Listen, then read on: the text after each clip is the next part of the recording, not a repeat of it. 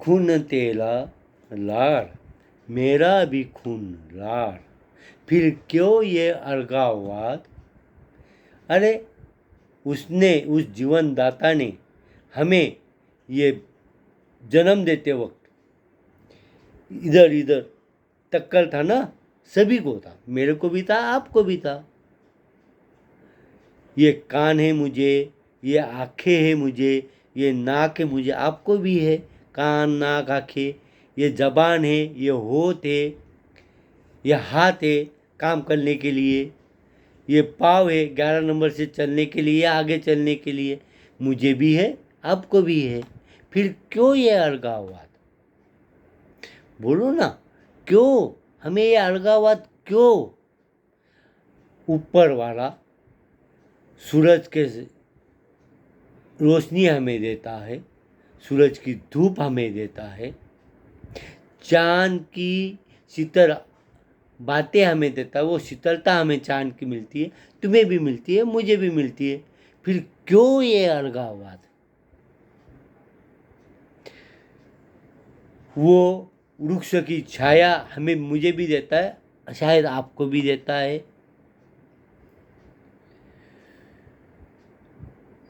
वो अनाज, खान पान, जड़,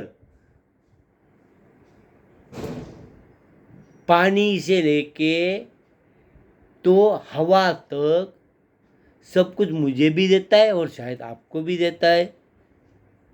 क्या आपको नहीं देता क्या। मुझे तो देता है, फिर क्यों ये अलगाववाद। मुझे पेशाब संडास जो होती है शायद आपको भी होती होंगी ना, तो मुझ में और तुम में क्या फ़र्क है, फिर क्यों ये अलगाववाद। मुझे बताओ ना, ये अलगाववाद क्यों फैला रहे हैं हम, या आप क्यों इसके पीछे दौड़े हुए हैं। हम पैदल चलते हैं, हाथ से काम करते हैं, बराबर है, आप भी करते हैं, मैं भी करता हूँ। हम इस हाथ से खाते हैं, आप भी खाते हैं, पानी पीते हैं, आप भी पीते हैं शायद। हाँ, मैं हाथ से खाता हूँ, हाथ से पानी पीता हूँ, आप शायद और किसी से करते हो तो मुझे मालूम नहीं, पर जहाँ तक मुझे अंदाज है सभी लोग, सभी इंसान हाथ से ही खाते हैं, हाथ से ही पानी पीते हैं, ज़बान में डालते हैं, फिर तकलीफ क्या, क्यों हमें ये अलगाववाद। मुझे सही में समझ में नहीं आ रहा, हम इस अलगाववाद के पीछे क्यों इतने दौड़े जा रहे हैं। सीधी सी बात है, मैं एक कोख से, मेरी माँ की कोख से पैदा हुआ हूँ, और शायद आप भी आपकी माँ की कोख से पैदा हुए हो। मैं शायद इसलिए कह रहा हूँ, मेरे मालूमात में टेस्ट ट्यूब, प्रयोगशालाएँ और ऐसे बहुत से अलग मार्ग भी है जिससे जन्म हो सकता है, पर वो बहुत अपवाद है। इसलिए मैं कह रहा हूँ कि शायद मैं मेरी माँ की कोख से पैदा हुआ, वैसे आप भी आपकी माँ की कोख से पैदा हुए हो। खून का रिश्ता जब हम बोलते हैं तो एक पुरुष और एक स्त्री के संबंध से जो पैदाइशी होती है, वही पैदाइशी से शायद मेरे भी जन्म हुआ है, शायद आपका भी जन्म हुआ है, या वो खून एक साथ लाने के बाद में, या वो चीज़ें एक साथ लाने के बाद में, वो जो केमिकल्स है उसी के बाद जन्म होता है ना। यानी किसी का भी जन्म किसी धर्म से होता है क्या, किसी जात से होता है क्या, नहीं। वो जीवनदाता जब भी जन्म देता है तो एक इंसान करके ही देता है, इंसानों द्वारा उस जीवनदाता की मर्जी से ही जन्म होता है, फिर क्यों ये अलगाववाद। मुझे बताओ, हमें क्या परेशानी हो रही है कि हम हर इंसान को अलग अलग करने चाहते हैं।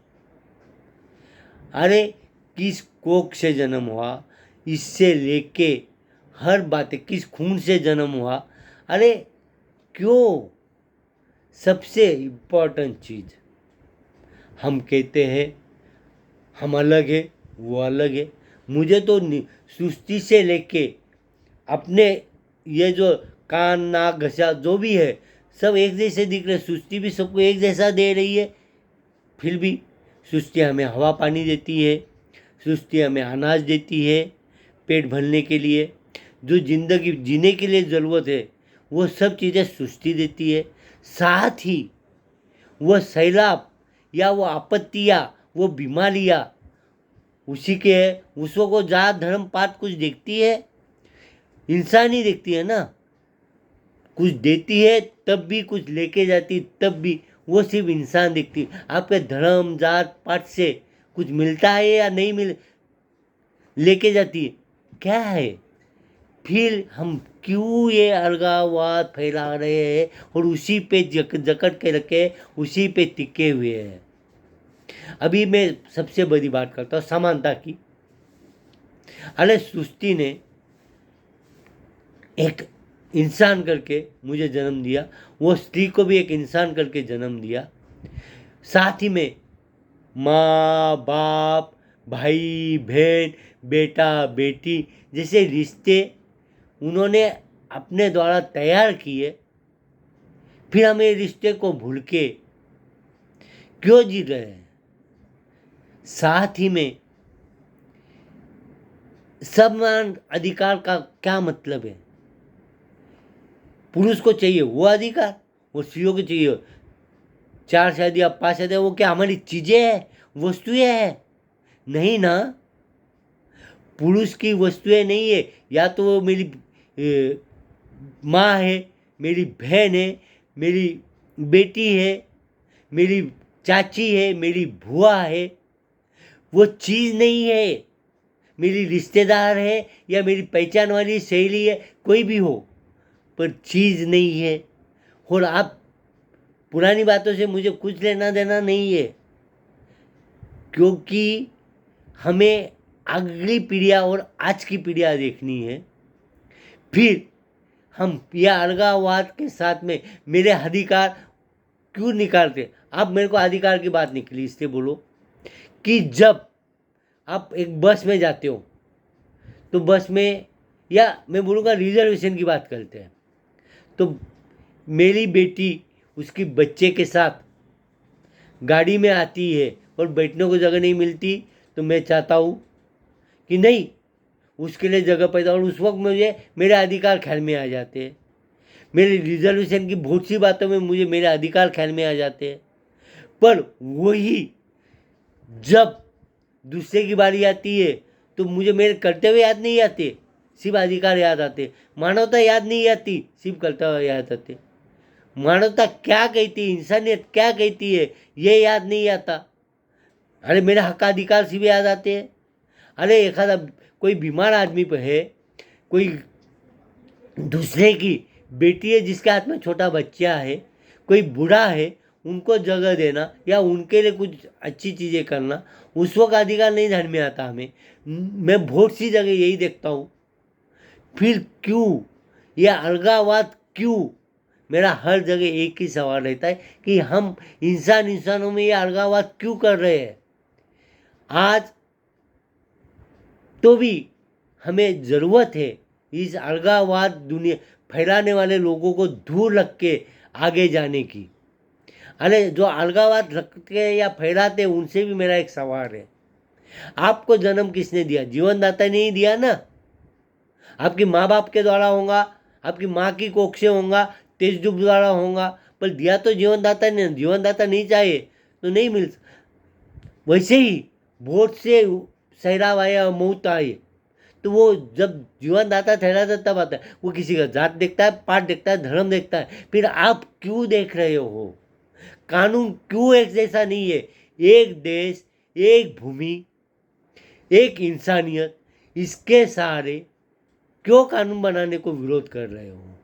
और साथ ही मैं उस वक्त से भी समान नागरिक संहिता नहीं कह रहा हूँ, मैं कह रहा हूँ इंसानियत तत्वों मूल्यों आधारित समान नागरिक संहिता, जिसका मतलब है कि किसी को भी कोई जात पात धर्म का भेद नहीं होगा, विभेद नहीं होगा। दुजाभाव नहीं होगा, अलगावाद नहीं होगा। कोई भी किसी भी गुरु के पास, किसी भी भगवंत के पास बिना रोक टोक जा सके, ऐसा इंसानियत वाला। मैं आपके धर्म के नहीं जा सकता गुरु के पास, भगवंत के पास, आप मेरे धर्म के गुरु भगवान, ये क्यों फैला रहे हो अलगावाद? उसकी जगह ये चीज़ें ये कि मेरे को, आप जिसको मानते हैं उस भगवान के पास भी मेरे को 10 बार जाने की परमिशन मिले, जब चाहिए तब। मुझे आपके तत्व मुझे अच्छे हैं तो वो स्वीकारने की परमिशन मिले, मेरे तत्व अच्छे हुए तो आपको स्वीकारने की ज़रूरत पड़े, जो परमिशन मिले। ये चीज़ें जब होगी तभी सही मायने में समान नागरिक संहिता आएगी। अभी मैं दूसरी बात कह रहा हूँ, अरे समानता और 4-4 शादियाँ, 10-10 शादियाँ, कहाँ एक साथ आती समानता? अरे आपको यदि 4 शादियों के 10 शादियों के अधिकार है तो वो स्त्री को क्यों नहीं? एक पुरुष को चलता है मैं 10 शादियाँ करूँ, 15 शादियाँ करूँ, 4 शादियाँ करूँ, 2 शादियाँ करूँ, फिर वो स्त्री करे तो वैसे कानून लाने को आप तैयार है? उस वक्त नहीं, हमारा पुराना ये नहीं कहता, अरे उस परंपरा को मारो गोली, इक्वेलिटी दो, और वो स्त्री को वस्तु मत समझो। आप वो स्त्री को वस्तु समझ रहे हैं और इसीलिए पुरानी बातें छोड़ दो। उस वक्त के मेडिकल साइंस से बहुत सी बातें को मैं दोहराना नहीं चाहता, पर ये अलगाववाद हर चीज़ में, हर स्तर पे चालू है, स्त्री पुरुष से लेके हर स्तर में। मैं मेरी बेटियों को, वो किसी भी पेट से आओ, किसी भी कोख से आओ, मुझे लगता है कि वो मेरी बेटियों जैसी है, वो मेरे बेटों जैसे है, और उनको मानता हूँ। तो नहीं वो अलग खून की, अलग धर्म की, ये फैलाने वाला आप कौन?